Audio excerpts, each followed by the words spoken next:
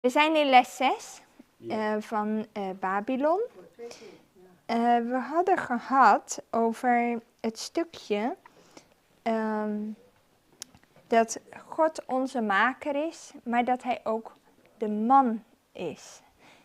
Dat hij laat zien, je bent getrouwd met mij. En daarom is het zo dat als wij gaan naar andere goden, dan doen we eigenlijk hetzelfde als overspel binnen een huwelijk. En als je kijkt naar het onderwerp van immoraliteit in de Bijbel, dan vind je nog veel meer dat God zegt over afgoderij dan over daadwerkelijke immoraliteit. Want voor God telt dat heel erg zwaar. En het is erg interessant als je verder dat thema in de Bijbel gaat uitdiepen, dan zul je zien dat God heel erg zijn gevoel ook uitdrukt daarin. Hoe hij zich daarbij voelt. Ik heb je alles gegeven. Ik heb zoveel zorg gehad voor jou. Je had aan niets gebrek. En je hebt mij in de steek gelaten. Weet je? Het is een hele diepgaande bewoordingen. Zie je hoe verdrietig God daarover is. Zie je dat? En hier is een religieus systeem beschreven. We hebben vorige keer erover gehad. Er staat gevallen is het grote Babylon. We hebben gezien dat die val op meerdere manieren is. Want het is ten eerste een afvallen van de waarheid, zoals we hebben gezien. Daarom staat er in Openbaring ook, gedenk dan waarvan je gevallen bent en keer terug naar je eerste liefde. Dus je bent niet meer dezelfde als toen we elkaar hebben ontmoet. Hoe God dat uitdrukt. Maar aan de andere kant ook dat het zowel religieus als politiek is gevallen. Religieuze vallen komen altijd omdat mensen de waarheid vaarwel hebben gezegd. Dat zien we in Babylon in de zin van het pausdom, maar ook in de dochters. Want Babylon wordt een moeder genoemd, maar die heeft ook dochters. En dat is het afgevallen protestantisme. Ook zij zijn afgevallen van de waarheid. En we zien ook een politieke val. Het is ook de koppen, een van de koppen werd als dodelijk gewond. Er was ook een politieke val waar ze niet meer die macht hadden. Maar de Bijbel zei, die macht zal terugkomen. Nou, en dat is wat we zien. Vorige keer daar al een aantal dingen bekeken. Dat het ook een systeem is, die wordt als vrouwelijk beschreven. Als de hoer, als de moeder, zovoorts, als een vrouw. We hebben gezien dat dat is als de gemeente. Die vrouw vergelijkt Christus met zijn volk. Ja, dat hebben we vorige keer gezien. Ik wil nu verder gaan in het Sabbatschoolboekje bij vraag 10. We gaan daar verder. Bij vraag 10 van het Sabbatschoolboekje. En dan heb ik eerst hier een paar vragen bij. Er staat hier, waar zit die hoer? En ja, waar zit die op en wat stelt dat voor? Goed. Die zit op een beest, inderdaad. Als het goed is hebben jullie allemaal de les gemaakt, dus kan ik vragen stellen. Nee, ik heb hem niet gemaakt. U heeft het niet gemaakt? Nee, maar u heeft normaal het lesboekje niet. De rest heeft het lesboekje wel of niet? Hebben jullie ook niet het lesboekje? Oh, dat is wel erg zeg, dan moeten we wel, broer Steven. Er zijn mensen die hebben geen lesboekje, dus dat is niet goed. Die studeren niet.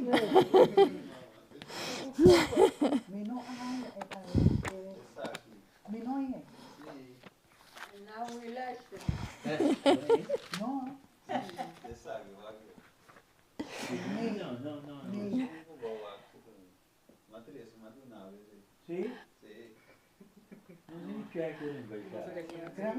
Nou, in ieder geval, we zien, we hebben nog punten te verbeteren. Maar je weet alles hierin toch?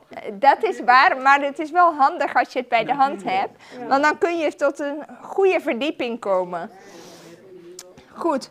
In ieder geval, we zien hier inderdaad die hoer die reed op een beest. Ja. En dan heb ik een vraag. Welke kleur had dat beest dan? Ja, scharlakenrood. Scharlakenrood, hè, dat beest. En je hebt hier verschillende, want het beest wat beschreven wordt in de openbaring vind je ook terug in het boek Daniel. Dus als je even ziet, wat van eigenschappen zie je hier nog meer? Je ziet dat het vol godslasterlijke namen was. Het had 7 koppen en 10 horens. Ja. En er staat ook, het was verschillend van alle anderen. Ja, het was anders dan alle anderen. En er staat, het verslindt de aarde en breekt het in stukken. Dus het is alles verwoestend. Ja? Dit is een interessante link, omdat als de Bijbel het heeft over een systeem, wat, ja, zal ik maar zeggen, alles verslindt, zoals het hier staat. Hè? Het verslindt de aarde en breekt het in stukken. Het verplettert alles met zijn poten. Hè? Dat is ook de beeldspraak die je vindt in de Bijbel. Ik zei nog tegen mijn moeder, wij zijn op momenten bezig in huis bij ons om een aantal dingen te herstellen.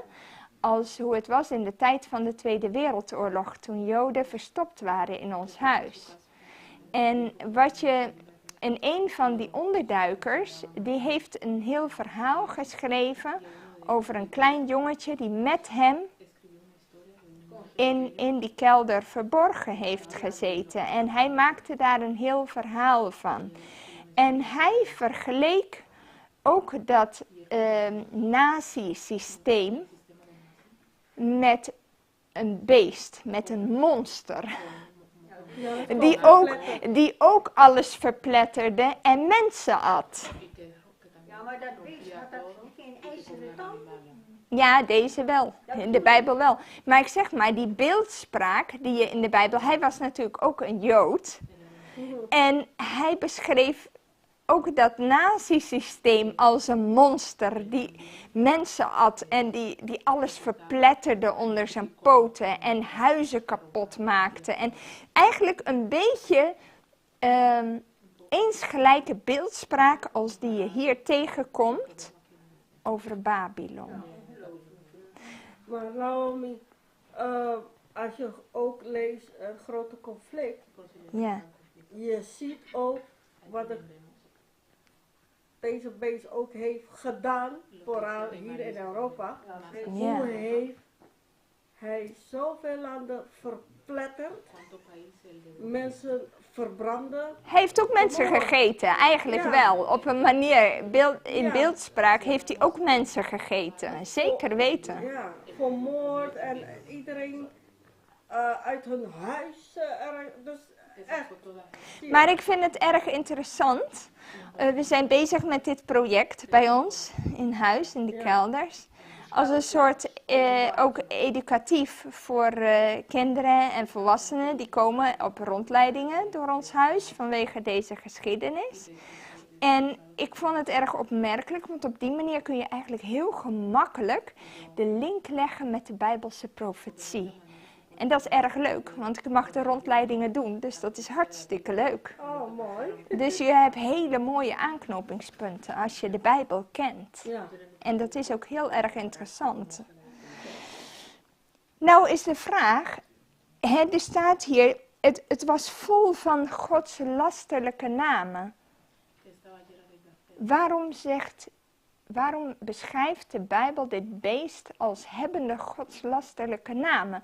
Wat wordt er dan verstaan onder godslastering? Want tegenwoordig is het zo, als je iets verkeerd zegt over Mohammed bijvoorbeeld, dan worden mensen al beticht van godslastering. Maar wat is nou eigenlijk de Bijbelse definitie van godslastering?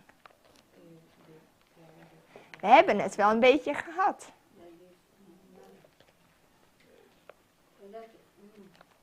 Het karakter van God wordt er eigenlijk verkeerd voorgesteld, hè, door dat beest. Dat is zonder meer waar. Want als je nou kijkt naar de katholieken, die hebben heel veel te zeggen op educatief gebied. Die hebben heel veel scholen. En als je kijkt ook naar de Jezuïetenscholen, die voeden mensen eigenlijk verkeerd op, waardoor de naam van God belasterd wordt. Dat is wel zo, maar dat is nog niet godslastelijk. Er zijn 2 hele specifieke kenmerken van godslastering in de Bijbel. Die zondag? Nee. Nee. Verkeerde doctrines. Verkeerde doctrine. Hij noemt zichzelf God. Precies, hij noemt zichzelf God. Dus in de plaats van God. God, ja. Ze was wat aan het zeggen, maar in het Spaans. Ja, zeg maar. Ze zegt van, God mensen vergeven in de plaats wat God het eigenlijk hoort te doen. Oh ja. Precies. Ja. Dus inderdaad, er zijn 2 kenmerken van godslastering. Terwijl God dat eigenlijk hoort te doen. Ja.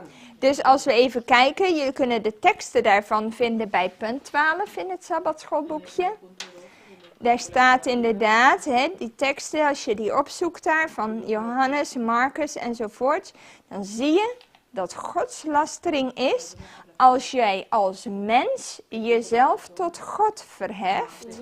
En tweedens, als jij zonde vergeeft, want dat is iets wat alleen God toekomt en niet een mens. Dus dat zijn de definities van godslastering. Daarom, het is interessant, want als je met moslims in contact komt, zij hebben een heel ander beeld over godslastering. Want als je iets verkeerd zegt van de profeet, noemen ze dat al godslastering. Terwijl Jezus zegt, als jij slechte woorden zegt tegen de zoon, dat zal je vergeven worden. Maar en dan gaat hij verder over de zonde van de Heilige Geest. Als jij continu tegen de Heilige Geest blijft vechten, komt er een punt waar God je niet meer kan bereiken. Ja. Ja? Maar je ziet niet dat het zomaar iets is omdat je iets lelijks over Jezus hebt gezegd. Nee. Dat wordt bijbels gezien niet als godslastering gezien. Bij welke vrouw staat er? 12. Ja. Het gaat, what names are on the beast. Dat is namen van godslastering. En wat is die godslastering dan? Wat valt daaronder?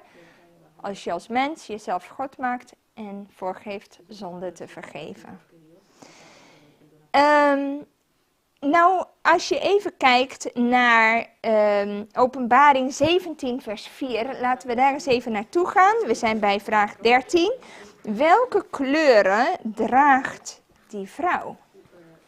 Nou, we zien het hier al een beetje op dat plaatje wat hij allemaal draagt. Vers, doe maar vers 3 en 4. Dan, Oké. Zal ik het lezen? ja hoor, lees het maar. 3 en 4. Mhm. En hij bracht mij weg in een woestijn, in de geest. En ik zag een vrouw, zittende op een scharlaken rood beest, dat vol was van namen der godslastering, en had 7 hoofden en 10 hoornen. 4.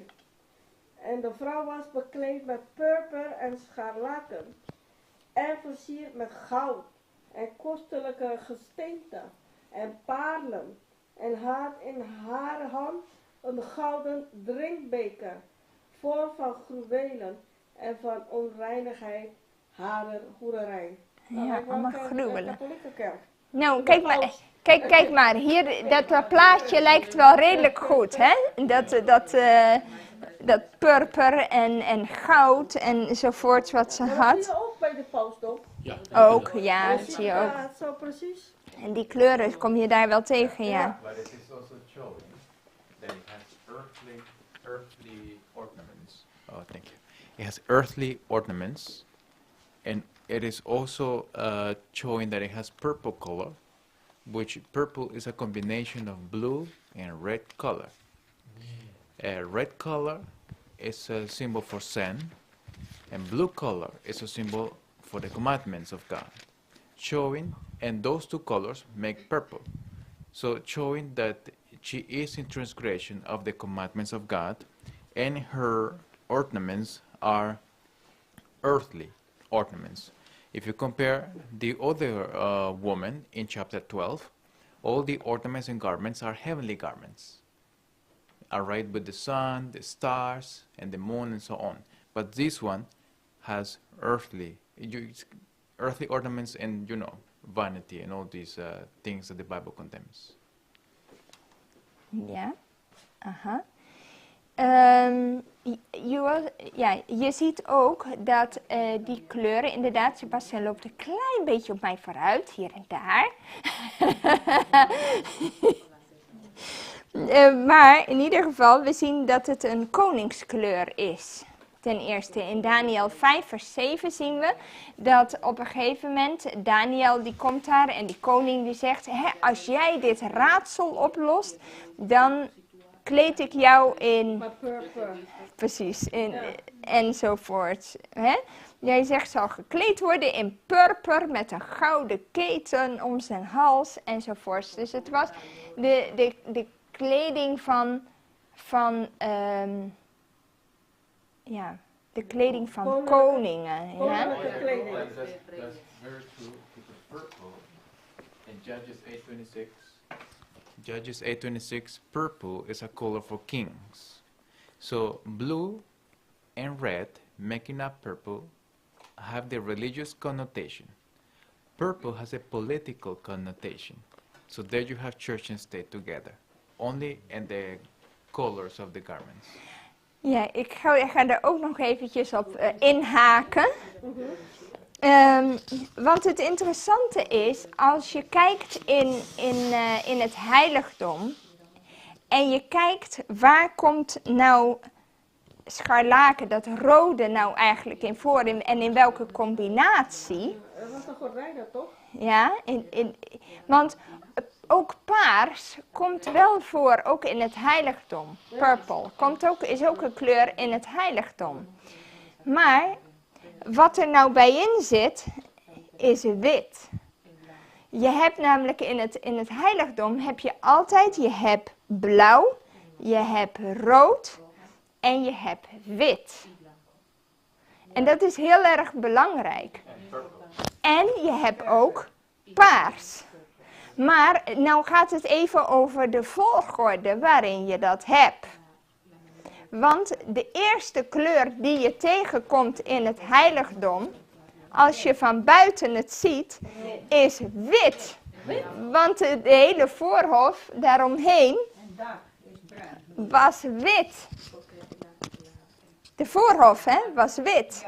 Met witte dingen.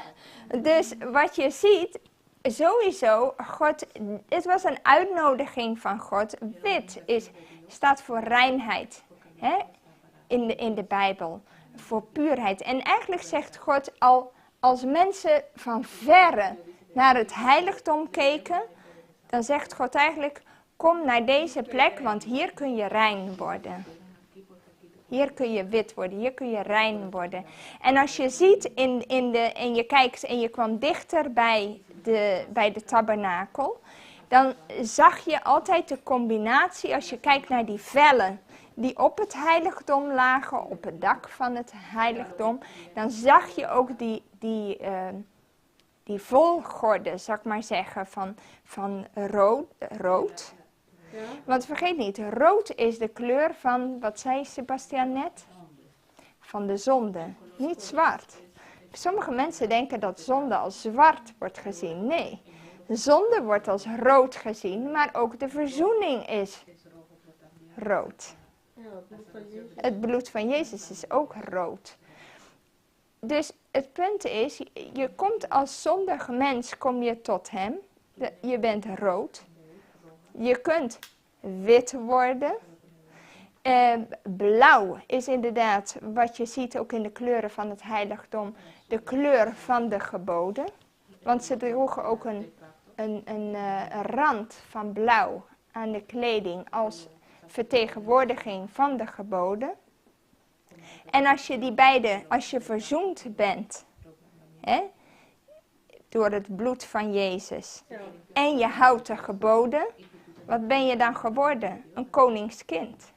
En daarom kom je ook paars tegen in het heiligdom. Naomi, ik wil wat voorstellen aan pastoor Sebastian en broeder Steven? Ja, omdat wij toch de heiligdom gaan bestuderen stuk voor stuk. Ik vind het heel belangrijk. Ja, het is een... Ik weet niet alle betekenis en dat zou ik heel graag willen leren van elke ding. Ja, is goed. Ja. Dus je ziet in het heiligdom, zie je iedere keer die kleuren tegenkomen. En wat in ieder geval een heel opvallend aspect is, als je niet blauw, wit en rood tegenkomt, kom je deze connectie tegen. Bijvoorbeeld rood, ceder en hyssop. Dus scharlaken, ceder, dus van hout, en de hyssop. Ceder, wat is in Engels? Cedar, wood, In Español? is...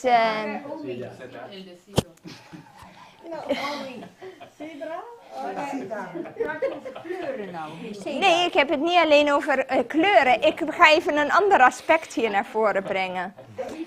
Het punt is, je hebt bij die kleuren, zie je die scharlakenkleur terugkomen. Als symbool van de zonde. En als symbool van verzoening. Die zie je altijd terugkomen. Was dat niet in de dingen van Mozes toen die baby was? Die kleed? Dat was het rood met wit en... Nee, in het heiligdom kom je dat tegen. In het heiligdom, als je gewoon kijkt... Ik ga jullie een tip geven als je naar huis gaat en je kijkt op scharlaken. En je zoekt de verschillende verzen op die met scharlakenkleur te doen hebben. Dan zie je dat het bijna altijd in connectie ook met wit en met blauw genoemd wordt. Ja? Een voorbeeld waar dat niet voorkomt is bijvoorbeeld in Leviticus 14. En in Leviticus 14, daar komt wel dat scharlaken terug, maar daar komt ook de hyssop in terug. En hyssop is reinheid. Waar wit ook voor reinheid staat in Leviticus 14 de hyssop, symbool voor reinheid. Leviticus 14. Ja, in Leviticus 14 is het hoofdstuk wat gaat over melaatsheid. Oh, ja. En melaatsheid werd voorgesteld als een deel van als een hele hardnekkige ziekte. Zo hardnekkig als de zonde. Het was heel diep geworteld. En wat zie je dan? Wat er gebeurde, ze hadden een ceremonie als een melaatse gereinigd werd. En dan had je 2 vogels. Ja. En die ene vogel werd geslacht. Ja. En daar hadden ze het bloed van. En die levende vogel die werd gedoopt in dat bloed. Samen met ceder en hyssop. En vervolgens werd hij vrijgelaten. Wat symbool stond voor de reiniging van zonde. Ja? En tegelijkertijd dat je gedoopt moet zijn in het bloed van Christus. En dat je op die manier het leven krijgt. Ja? Dus je ziet altijd dat aspect met wit of het aspect van reinheid zie je daarin terugkomen. Terwijl als je gewoon puur kijkt naar wat de kleuren die beschreven zijn van Babylon, mist dat hele aspect van reinheid. De wit heb je niet. Je hebt wel blauw, je hebt een mix, je hebt paars, maar je hebt geen wit. Dus dat vond ik heel erg interessant. Eliana, cedro. Cedro.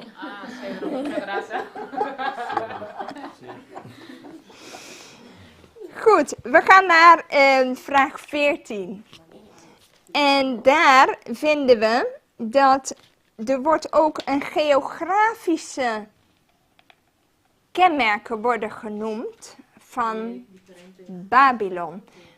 Hoe kon je Babylon herkennen? Wat stond er ook alweer van beschreven in Openbaring 17? Waar is dat te vinden, Babylon?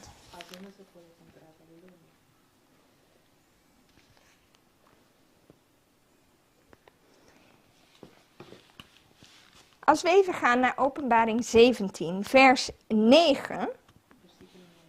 Wie wil die lezen? Hier is het verstand dat wijsheid heeft. De 7 hoofden zijn 7 bergen op welke de vrouw zit. Oké, dus die 7 koppen, nou hier zien we die 7 koppen, die staan dus symbool voor 7 bergen. Dan moeten we vragen, welke stad of welke plek is dan gebouwd op 7 bergen? De Vaticaan. Ik wou net zeggen, er zijn er 2. Je hebt namelijk Rome, maar ook Jeruzalem. Jeruzalem is ook gebouwd op 7 bergen. Nou, dit is niet zo raar. Als we even terugdenken aan onze studie van vorige week, hebben we het gehad. Er zijn achter de schermen zijn er 2 koningen. En de ene koning is de koning van Jeruzalem. Dat is Jezus. En de andere koning die werd voorgesteld was de koning van Babylon. En die achter de schermen werkt. En dat is Satan.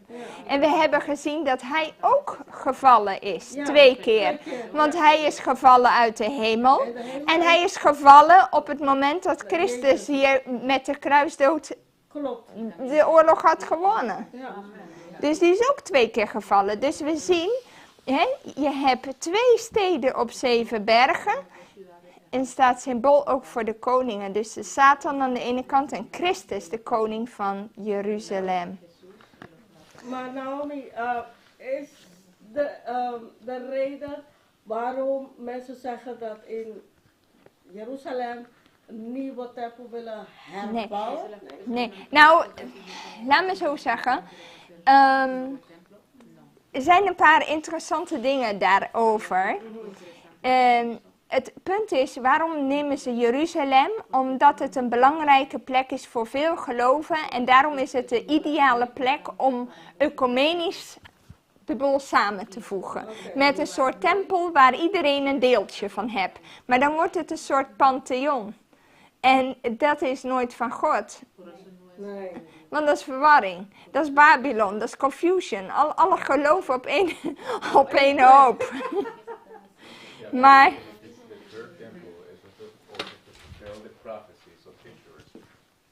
yeah.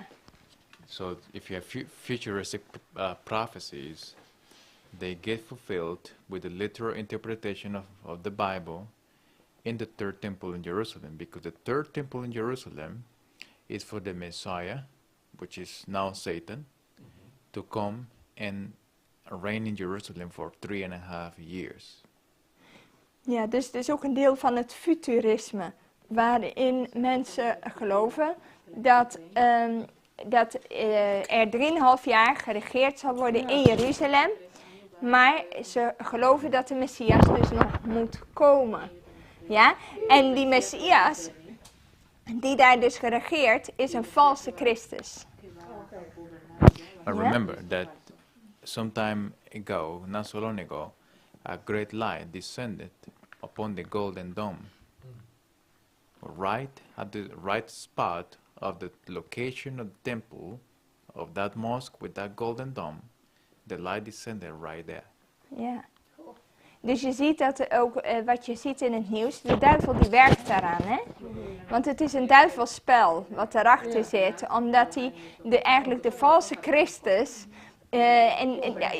voorbereidt. En daarom hebben ze ook een speciaal licht gezien, wat viel precies op die gouden koepel daar in Jeruzalem, ja, waar de tempel is en waar nu die moskee is. And as soon as it descended upon the golden dome, it went quickly back up.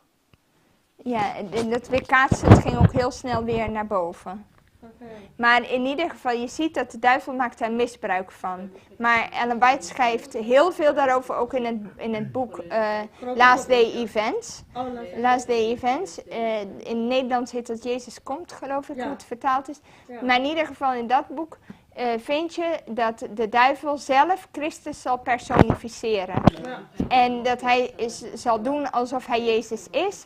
En daar staat ook heel specifiek beschreven hoe hij dat zal doen. Dat hij zal praten als Christus en noem maar op. Er staan ook details bij. Mensen genezen. Er staan echt details bij. En zelfs ook over de 12 apostelen.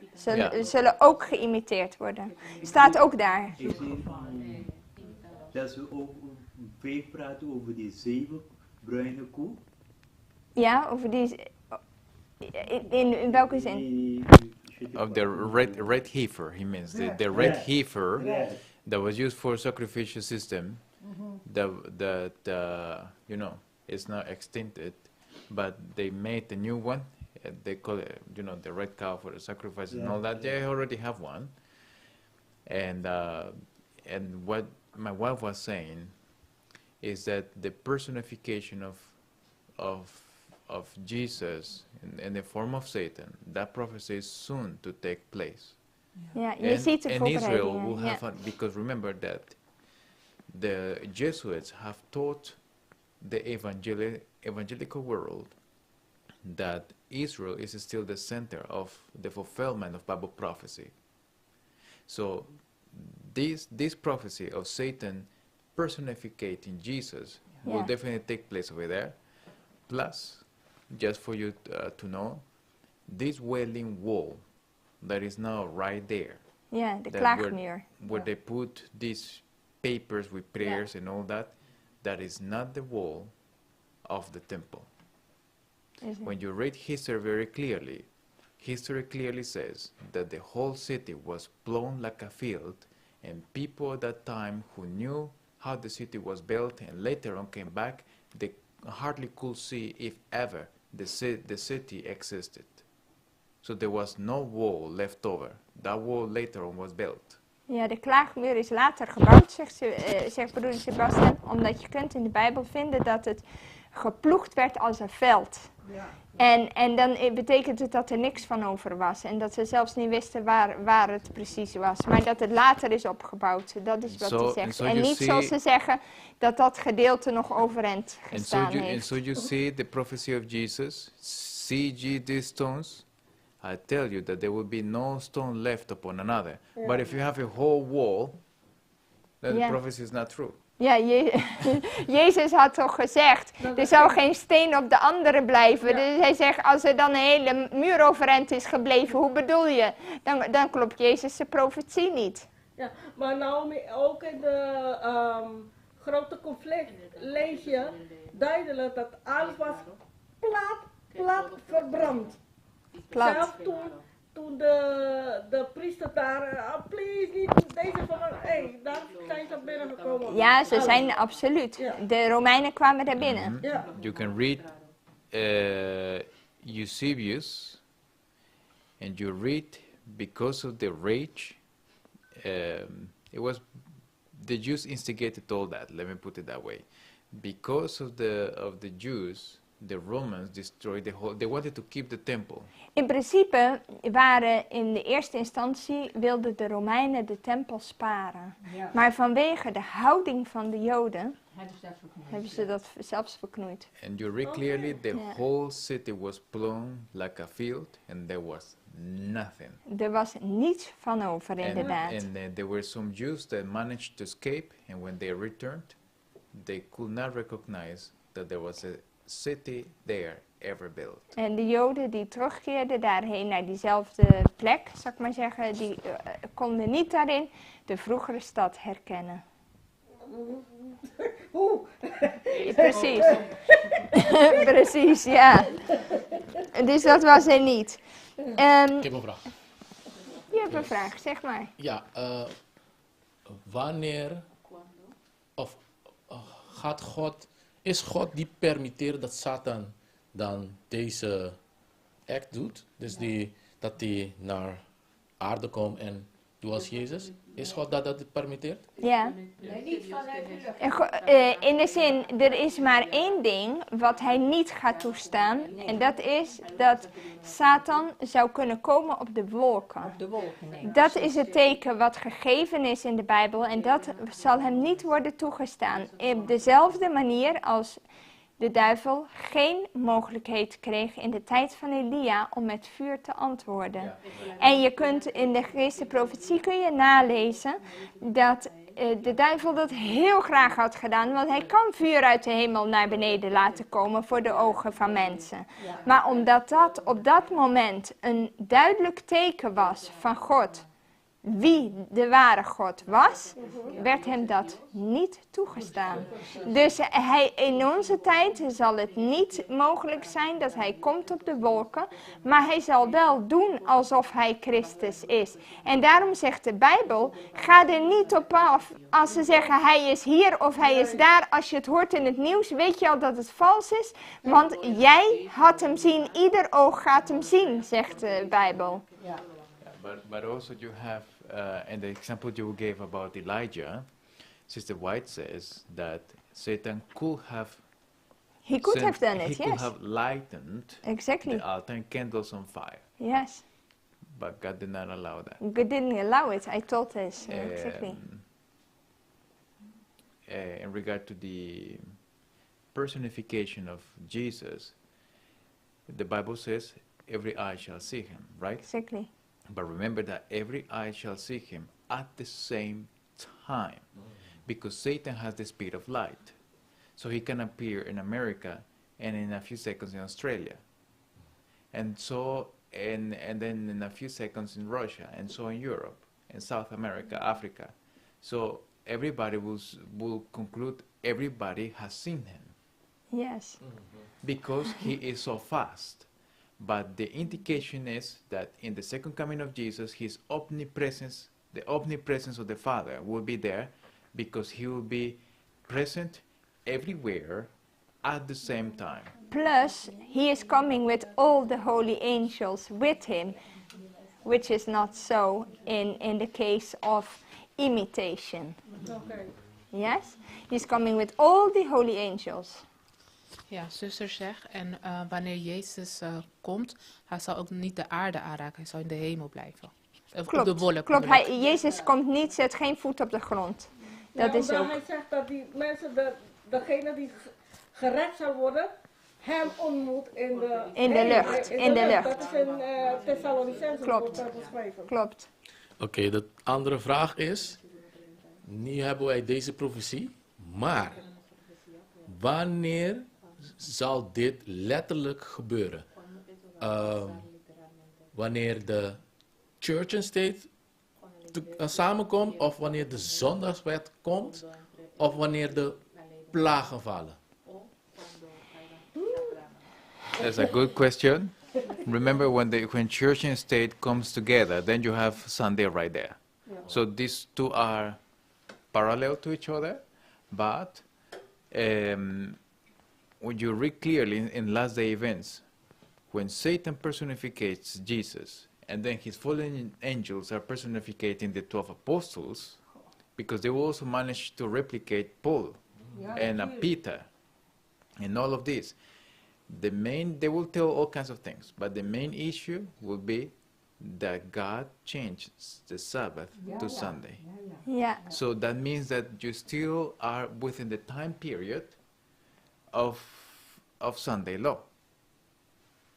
But I believe that it will happen after.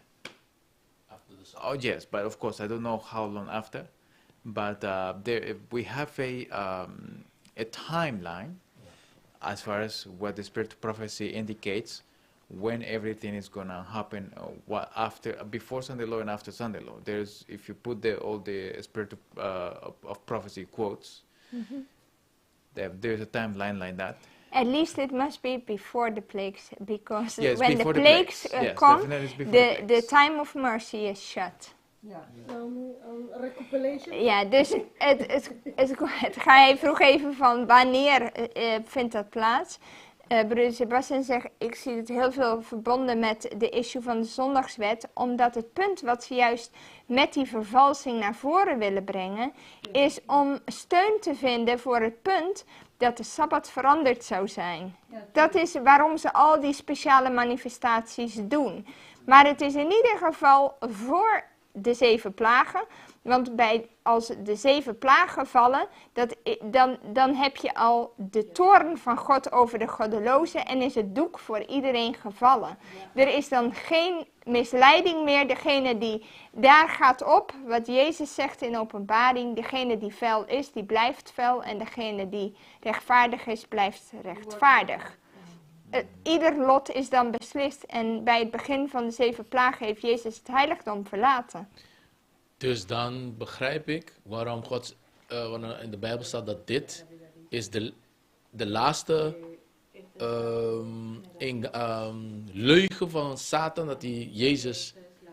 Precies. En want dan is bijna alle christelijke geloven in de rapture systeem, dat de Messias komt. Ja. Dus dan zijn ze al klaar voor Ja.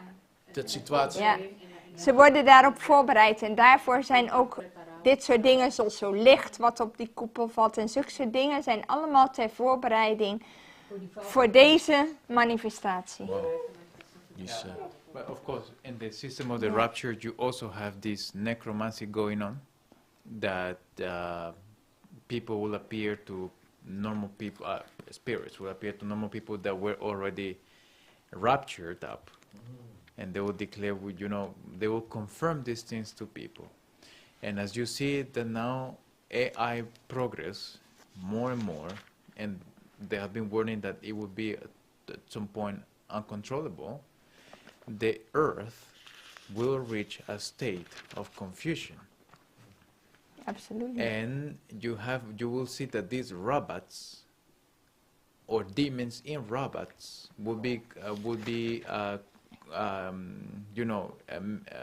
making a lot of disasters in the society and the cities, and also in many companies, because they rely on AI now for hospitals and for all kinds of jobs. Ja.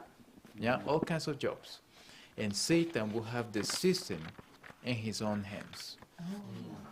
As also you have seen, the strange creatures that God did not create are also appearing around.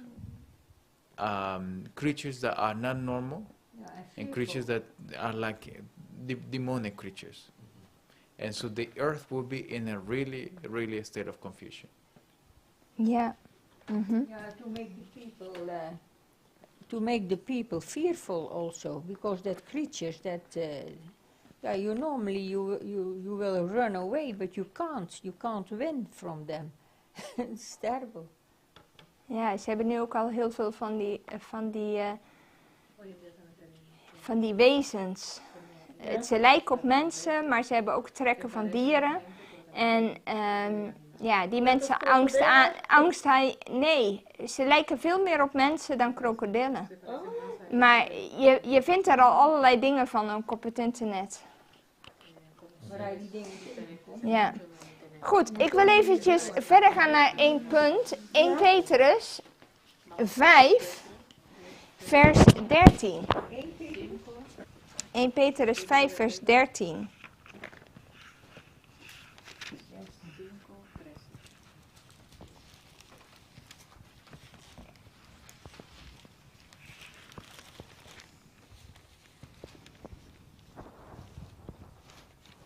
En Petrus 1:5. 1 Petrus 5, vers 13. Oké. U groet de mede uitverkorene gemeente die in Babylon is en Marcus, mijn zoon. Ja, je ziet hier dat Petrus, want waar was hij? Hij was in Rome. Hier, maar hij noemt het Babylon. Petrus was in Rome? Ja, Paulus ook. Ja? Paulus, Maar deze brief is geschreven door Petrus. ja, die is, Aan wie? klopt. Maar aan wie heeft hij die brief gestuurd dan? Hier.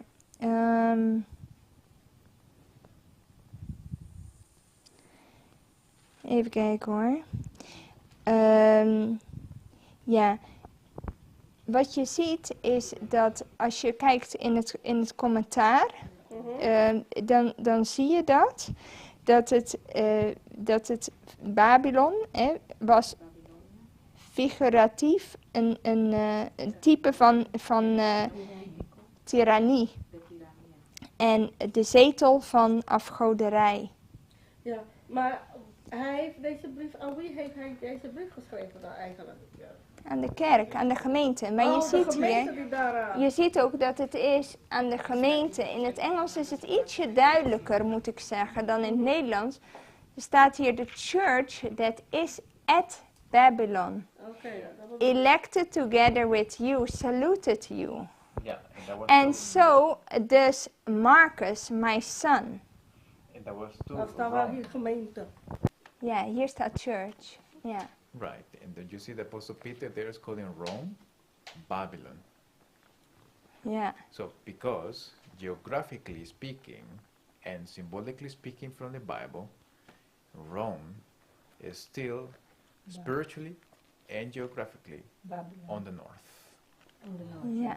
So when you see the Vatican, where, why did the papacy choose the Vatican? Because it was the place where most of the pagan temples were before. And It's- out of these ruins, from pagan Rome, then the papal Rome was established. In Rome, want het pauselijke Rome kwam voort uit het heidense Rome. En er waren al een heleboel tempels daar. Heidense tempels. Daar in Rome. Dus nu was het eigenlijk heel gemakkelijk. Ze hoefde alleen een christelijk sausje erbij te maken. Daar kwam het eigenlijk op neer. Oké. En je ziet dat Petrus ook naar Babylon verwijst. Zie je dat? We hadden ook gezien dat Babylon niet alleen het pausdom inhoudt, maar wat nog meer. Want als het pausdom de moeder is, Ja. wie zijn dan de dochters? De afgevallen protestantische kerk. Afgevallen protestantse kerken. En wanneer ben je helemaal afgevallen? Wat waren daar ook alweer de kenmerken van? Laten we eventjes opfrissen. Wat was dat ook alweer? The, Ja, dus wat was de kenmerken? De zondagsviering en... De gods... Nee, dat was niet met godsdienst. Nee, yeah. Ja, staat van de precies. Immortality is also- De onsterfelijkheid van de ziel. Oh ja. Ja, dus Ja. die twee, dan word je deel van Babylon. Ja. Omdat de meeste protestante kerken geloven niet in de... ze geloven in de onsterfelijke ziel. Dat ze geloven dat die mensen dat het ziel naar de hemel gaat. De en meeste daar ook heb je de Baptistische gemeente. Precies. Inderdaad. evangelische christenen. Ja. En daarom worden zij wel gezien als deel van Babylon. Ja, en de zondag. Is omdat zij de zondagsviering en de onsterfelijkheid van de ziel hebben aangenomen. En dat is ook een van de redenen dat hoeveel corruptie er ook mag zijn in de Adventkerk nog geen Babylon kan genoemd worden, omdat zij geen onsterfelijkheid van de ziel en zondagsviering hebben aangenomen. Hoewel we wel weten vanuit de geestenprofetie dat ze met de zondagsviering grotendeels mee zullen gaan. Ja. Ja, maar er was een tijdje in Amerika dat ze de Adventisten de zondag ging vieren. Ja. Ja, die heb je wel al. Ja. Maar ik zeg, het is nog niet als officieel standpunt van de organisatie als geheel zo. Ja. But remember that even though a point is not officially endorsed by the General Conference, it does not mean they don't endorse it. Because we have to understand that we play politics. So for example, the women ordination vote that the GC voted against it in the times of Ted Wilson. The whole world church at large says that the GC did not agree, but that's not true. In 1984, the GC agreed and voted in favor of women ordination. Oh. But it was not voted publicly, but it was voted secretly. And there is the documentation is out there, public. De documentatie is er in ieder geval dat in 1984 was vrouweninzegening al geaccepteerd door de generale conferentie. Niet in een openbare, maar wel in een geheime vergadering. En de documenten daarvan zijn aanwezig. Sister, what does say that the General Conference operates in secret. En daarom schrijft Ellen White dat ze opereren in het geheim. And in a way the members cannot understand. Dat de leden het niet doorzien. Vanwege dat het zo gedaan wordt. Maar je hebt dan nog, schrijft Ellen White heel duidelijk, ook in het boek Last Day Events, dat de Adventkerk geen Babylon genoemd kan worden. Nee. Ja?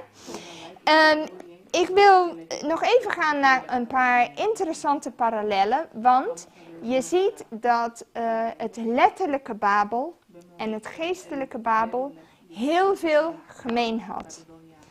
Als je kijkt in het boek Jeremia, dan zie je dat eigenlijk God die waarschuwt zijn volk. Bekeer je, bekeer je, bekeer je. Ze wilden niet luisteren. Wat gebeurde er? De ballingschap. Ja?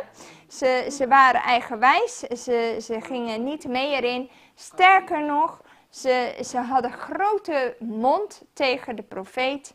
En precies, en er waren ook valse profeten en noem maar op die daartegen zeiden. Maar uiteindelijk, wat Jeremia had gezegd, kwam uit. Ja. En dan zie je uiteindelijk dat God allerlei dingen voorspelt. Niet alleen over zijn volk, maar ook wat er met al die naties gaat gebeuren. En zo wordt ook Babylon genoemd. Wat daar gebeurde. En dan vond ik een aantal. Ja, je had de letterlijke Babylon. Die werd aan de ene kant door God gebruikt om zijn volk te slaan. Vanwege hun ongehoorzaamheid. En daar waren ze zichzelf ook heel erg bewust van. Want ze zeiden tegen de Israëlieten: ons treft geen blaam, want wij mogen dit doen omdat jullie ongehoorzaam zijn geweest aan jullie God. Dus ze vertelden het recht in hun gezicht. De Babyloniërs zeiden dit zelf. Wij kunnen dit doen omdat jullie ongehoorzaam zijn aan jullie God. Wat een schande. Ja, het was een schande, maar dat is wel wat er gebeurde. Ja, ze waren zich daar heel bewust van. Toch zei God, het kwam eigenlijk, maar God die zegt, ja, dat kun je wel doen. En aan de ene kant noemt hij daarom Nebukadnezar mijn knecht in de Bijbel. Maar aan de andere kant zegt God, maar jij komt ook aan de beurt. Ja? Want jij maakt jouw deel ook nog vol. Nou goed, laten we kijken naar een aantal dingen. Je ziet ten eerste, als je Jeremia 50 even naast het geestelijke Babylon legt, waar we nu mee te doen hebben, dan zien we dat zij aanbaden goden. In Jeremia 50 vers 2, daar zegt God, hun afgoden en hun beelden zijn in stukken gebroken. Maar het feit dat het er staat, betekent dat zij afgoderij bedreven.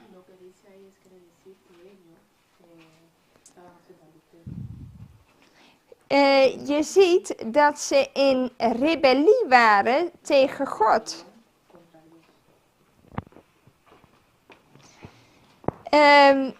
In vers 7 zie je, er staat dat zij, ze hadden gezondigd. En hier zeggen hun vijanden, ons treft geen blaam, want zij hebben gezondigd tegen de Heer. Waar lees je dat? In vers 7, Jeremia 50 vers 7 zien we dat. Schuld hebben. Wij hebben geen schuld, want jullie hebben gezondigd. Dus ze vielen Gods volk aan. Ze zullen ook zelf aangevallen worden. En er staat hier, even kijken.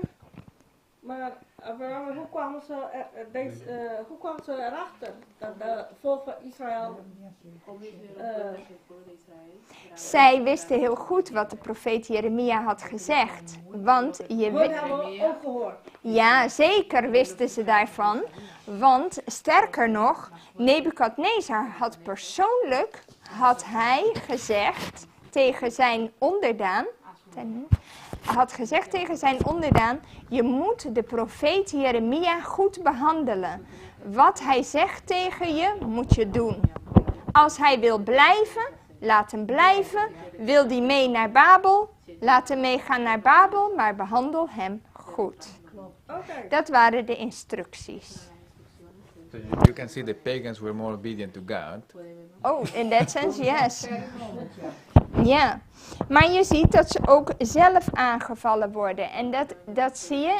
Aan de ene kant zijn ze heel sterk en ze vertrappen Gods volk en ze onderwerpen de hele wereld.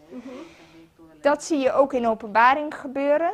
Die hoer die heeft grote macht en is eigenlijk de baas in de hele wereld. Vertrapt Gods volk. Ja. Maar er staat uiteindelijk zullen ze haar berooid en naakt maken. Zie je dat? Dus uiteindelijk zullen ze haar in de steek laten als ze zien dat ze zijn bedrogen. Daar gaat het naartoe. Je ziet ook met het letterlijke Babel het werd woest. Het wordt woest achtergelaten. Zie je dat? Ook in het geestelijke Babel zie je dat terugkomen, dat het werd woest. Want daarna, als Babylon geoordeeld is, dan is het het einde van de wereld en er blijft één ruïne dingen over. Dus het is hetzelfde. Je ziet dat zij met plagen te doen krijgt. Ook het geestelijke Babel krijgt met plagen te maken, want een van de 7 laatste plagen zal uitgestort worden op het rijk van het beest. Dat lezen we. Dus je ziet daar hetzelfde. Je ziet dat ze hadden gezondigd. Dat zie je ook weer terug in die scharlakenrode kleur van dat beest en van die vrouw die je in Openbaring ziet. Dus ze zijn door en door zondig. Nebukadnezar had een bijnaam. Ik weet niet of iemand die bijnaam kent van Nebukadnezar. In Jeremia. Jeremia gaf hem een bijnaam. Iemand? How was he called? The crying prophet. No, not the prophet. I mean Nebuchadnezzar, the king. He got another A nickname. nickname from Jeremiah. Does anybody know the nickname? Hè? Nee, hij werd niet leeuw genoemd. Hij werd de hamer van de hele aarde genoemd. Ja, de hamer van de hele aarde. En dat zie je, dat hij had wereldwijde macht. Hij was degene die alles besloot. Een hamer, dat heeft de rechter, die beslist alles. En je ziet dat pausdom, dat Babylon ook de hamer van de hele aarde weer zal zijn. Die beslist alles. En over wat voor gebied? Alles, de hele wereld. Je ziet dat het letterlijke Babel was heel erg trots. Want Nebukadnezar zei, is dit niet het grote Babylon wat ik heb gemaakt door de kracht van mijn sterkte en noem maar op. En we zien ook dat Babel in het geestelijke Babel heel veel trots heeft. Dus ze zeggen, wie kan mij wat maken, weet je wel? Ik ben rijk en ik ben geen weduwe en ik zie geen ellende. Is dat niet de taal die ze heeft in Openbaring? Is trots, je ziet die trots daar. Maar je ziet dat in het letterlijke Babel droogde het water op. Ja. En waarom droogde dat water uit? Want Babylon die dacht, er was een rivier die liep onder die stad door. Dus ze hadden in principe overvloed. Niks aan de hand. Maar ze hadden er geen rekening, ze voelden zich zo sterk. Niemand kan ons wat maken. Dat ze niet in de gaten hadden dat die rivier werd omgeleid. En dat water droogde op. En dat water, we weten in Openbaring dat het volken voorstelt. De support aan Babel zal ook in het geestelijke zin zal opdrogen. Dat ze haar support op een gegeven moment kwijtraakt. Omdat mensen erachter komen. Wat mij opviel, Ja.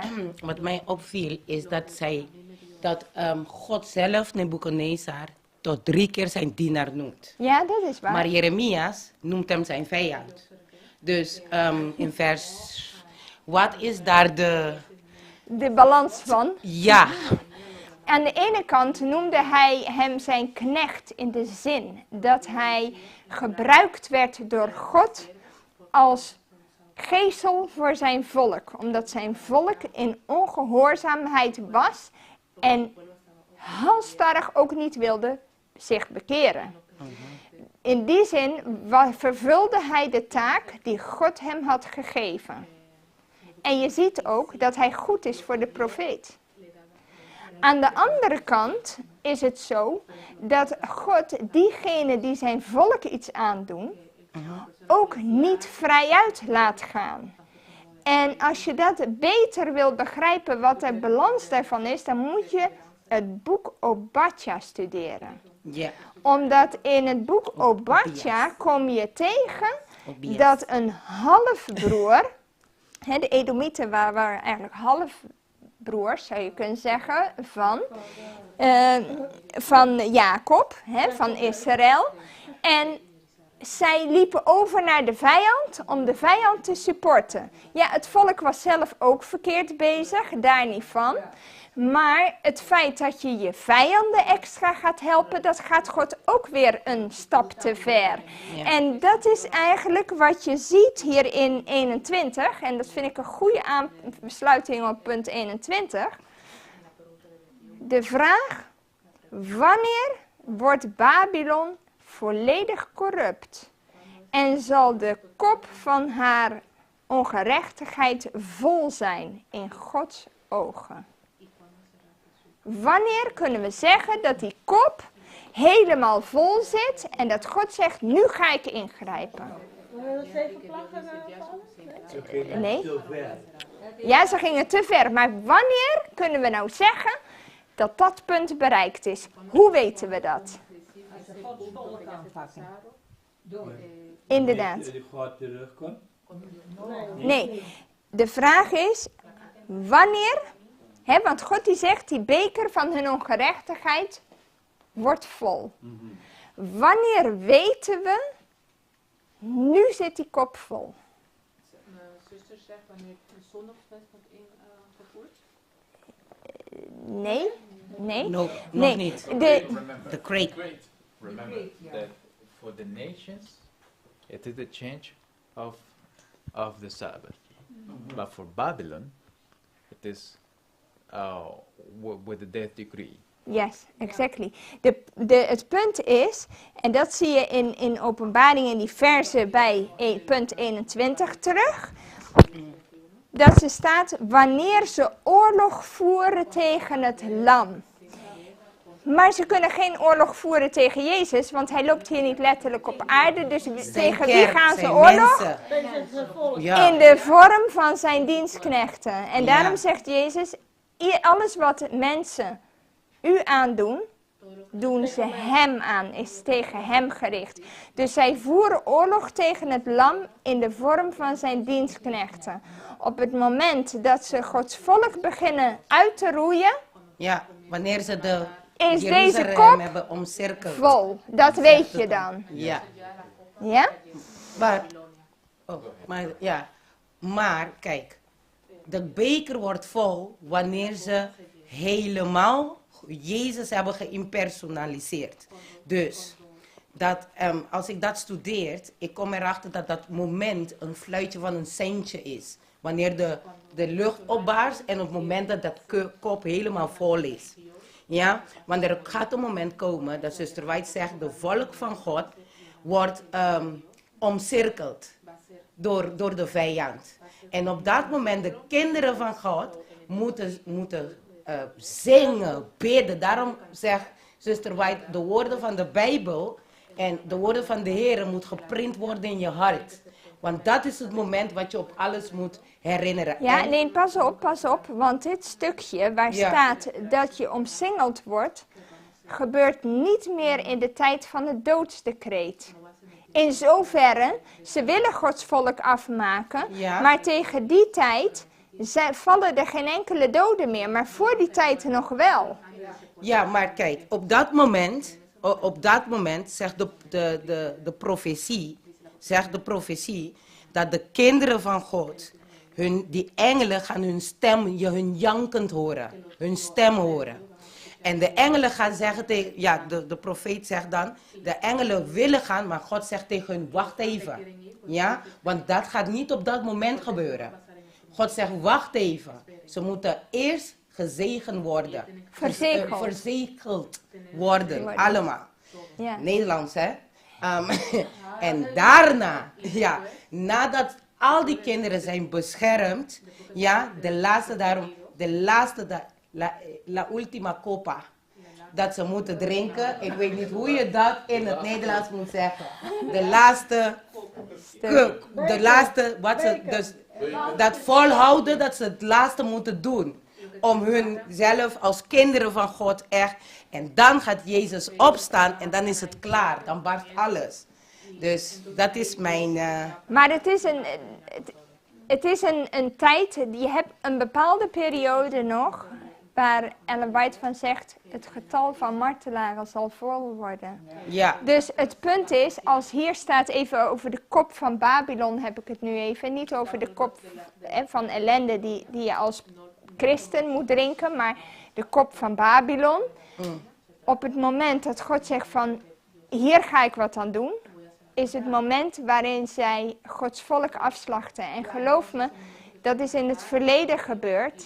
Ja. En dat komt weer terug. En alleen maar degenen die in het country hebben gewoond, dat gehoorzaam hebben gedaan, worden gesaved worden. Maar de punt is tussen dat shakening van de Sabbatkeeper naar de zondag, tussen die tijd en de laatste kreet, dat is het martelproces. Ja, daarna is geen martelproces Op meer. een gegeven moment, nee. Als de genadetijd dicht zit, dan heb je dat niet meer. Nee. We hadden net over, ik hoorde net over verzegeld. Ja. Maar wanneer word je verzegeld en wanneer is in die tijd verzegeld? Yeah, but remember that the last is only applicable for the 144,000. Yeah. So we talk about probably the seal of redemption. Yeah. In reality, this time is Revelation 7 says that don't hurt the earth and the trees until the servants of our God are sealed in their foreheads. But nevertheless, the seal is placed after the Sunday law anyway, because they need to endure the heat of the Sunday crisis. Now, nevertheless, this time they are receiving the early rain. They are receiving the early rain, and the early rain. Oh ja. Translation. Dus nu heb je tijd van de vroege regen. Hè? Maar de verzegeling die in Openbaring 7 beschreven wordt, vindt plaats na de zondagse wet, omdat het de test is voor Gods volk. So as God's people receive now early rain, then it is part of the sealing, because they have been prepared to be sealed. Het is een deel van de verzegeling. But once the Lord sees Voorbereiding. with his eyes that his children are enduring the test of Sunday, Maar als hij ziet dat zijn kinderen door die test van de zondagswet heen gaan, so those who receive the latter rain is the same as those who will be sealed. ja, degenen die de late regen ontvangen, zijn dezelfde die verzegeld zullen worden. Want het bereidt hun voor op die tijd die komt. That is after Sunday law. Ja. Ja? Ik moet afsluiten, dus ik wil afsluiten met dit laatste puntje. Ik had een vraag, maar afsluiten maar. Anders krijg ik ruzie